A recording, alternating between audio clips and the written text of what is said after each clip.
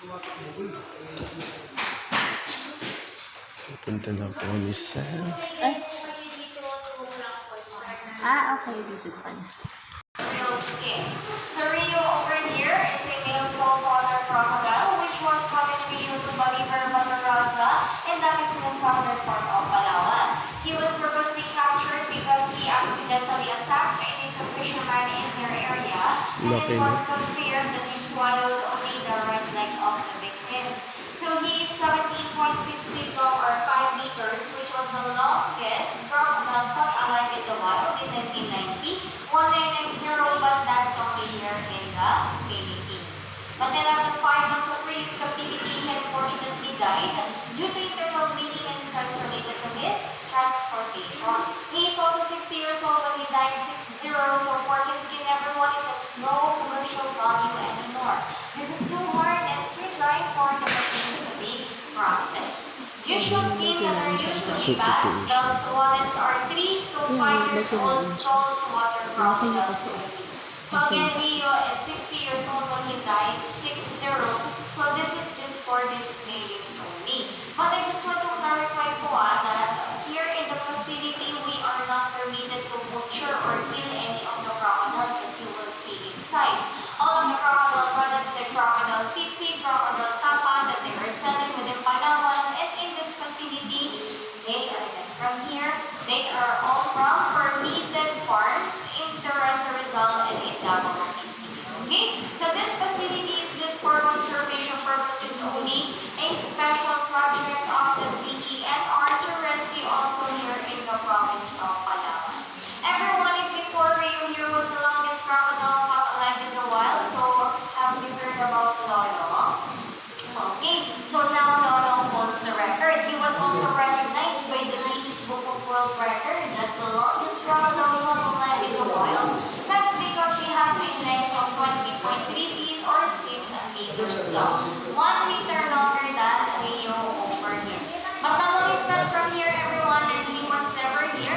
He is from Agusan del Sur and that is in Mindanao. Because alligators can be only found in temperate countries like United States and China. Crocodiles can be also seen in tropical countries like here in the Philippines. On their physical structure, everyone, alligators have this U-shape or palapad na puso, while on the crocodile, they have this triangular or V-shaped snout. When they close their mouth, only the top teeth are exposed on the alligators and then top and bottom teeth are exposed on the crocodile. So if you will imagine, 4 months the Philippines, okay? And that is the Philippine freshwater crocodile or the Crocodilus minorensis. So they have their spots aligned most especially on the tail area, but that's diffused in color.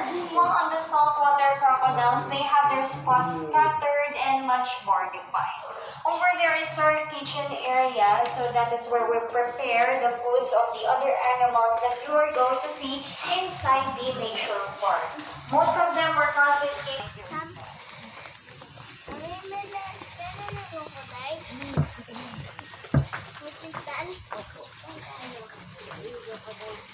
Over here, everyone, this is our quarantine area. So this is where we place the animals that are mostly confiscated from illegal traders. And once they have recovered and they can still survive in the wild on their own, we release them back to the wild, to those areas that people won't know. Okay? Over here is our hatchling house. Don't put your hands there.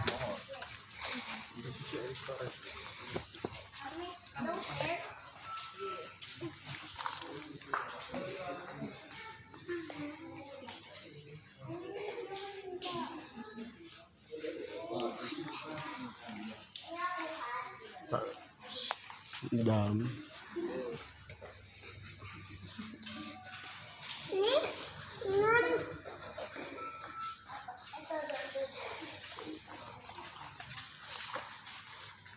Dami pa po. Dami. Grabe.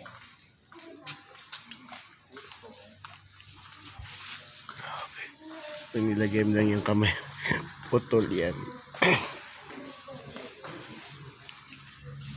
Ito yung gumagalaw, oh.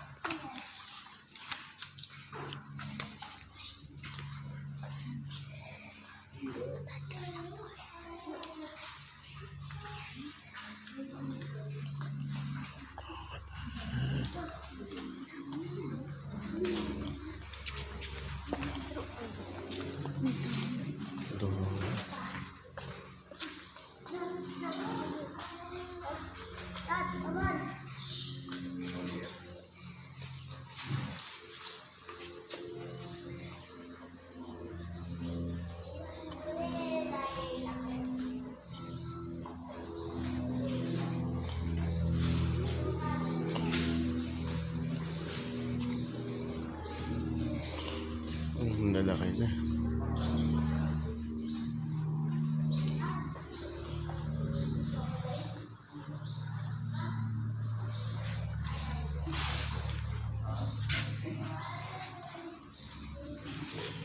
So ito yung bata. Ano yung nasa kabila na ito? Parehas lang? Yung nagagalawan, no?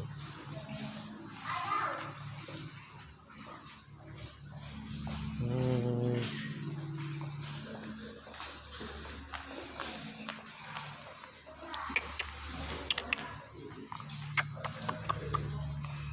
Gumagalaw siya. Grabe, no? Hindi sila nag-aaway-away dyan.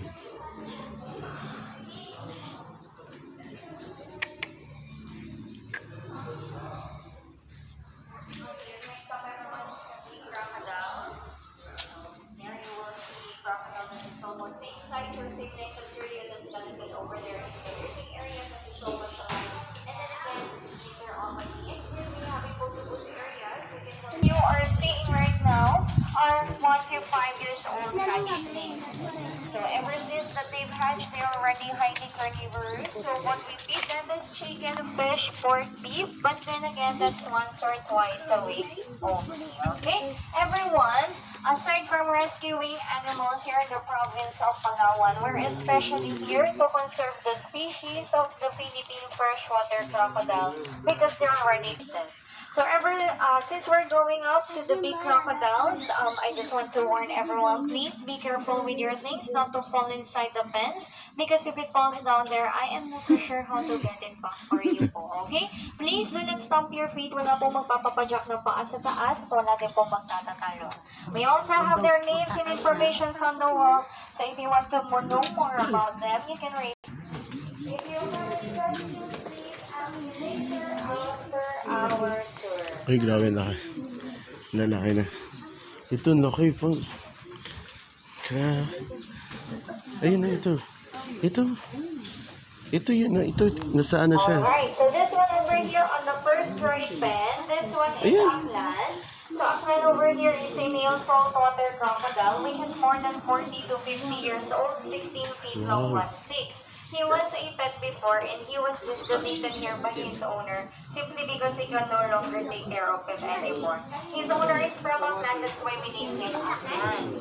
Well, this one over here on the first left pen, that one is Mar, and please nothing political for the Filipinos. That one is from Marabahay, Palawan. A male saltwater crocodile, more than 30 to 40 years old, 15 feet long, 1'5". Please do remember everyone that crocodiles are highly territorial animals, so if you will go inside their territory, they will most likely defend his territory, okay? So if you can notice, his mouth is open, so that only means he's cooling down or cooling off, just releasing the heat of his body. Everyone over here on the third pen, this is one of our longest and largest crocodile here in the facility, and this one is Makmak, Big Mac. So Makmak over here is a male saltwater crocodile, more than 60 years old, 60. So if you can notice the number 3 leg side or the heart shape on both sides at the end of his snout, heart teeth because they are highly carnivorous, but then again, that's once or twice a week only because they do have slow metabolism. 5 to 6 kilograms of meat for the adult crocodiles.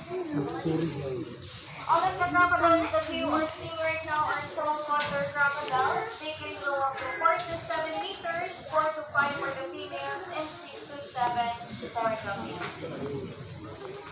Samantala, dito naman po on the last left pen, this is an example of the Philippine freshwater crocodile. She is a female, that's why we told her Pinay. And Pinay over there is a, just lamang po ang kaya nilang ihaba. So typical Filipino size daw po, height-wise still much smaller, okay? Let's say hi. Hi, guys. Ay, grabe. Pangs, laki ng ahas, Pangs. 1, 2.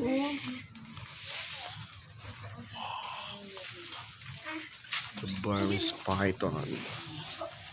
And it's so big.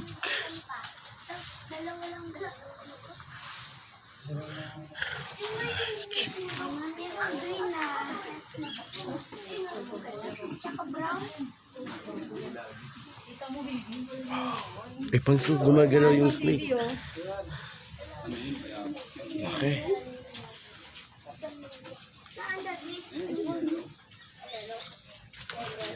Aba, baby, oh. Dalawa pala. Laki pa! Pagpili ba sila yung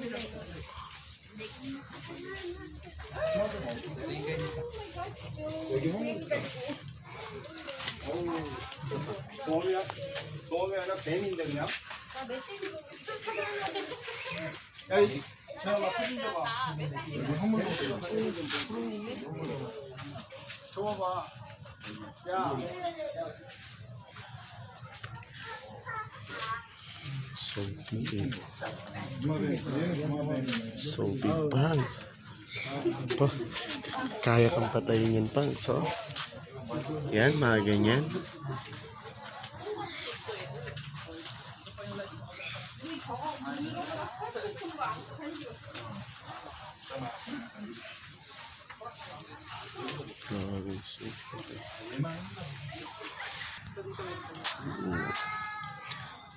Wow.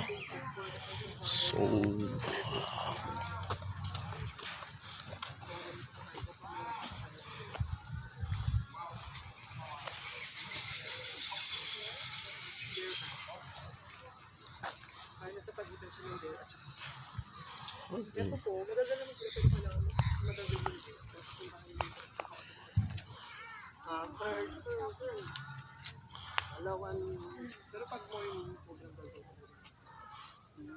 Hi.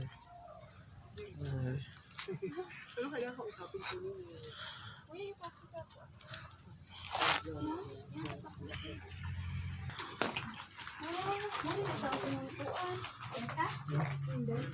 Isa lang siya.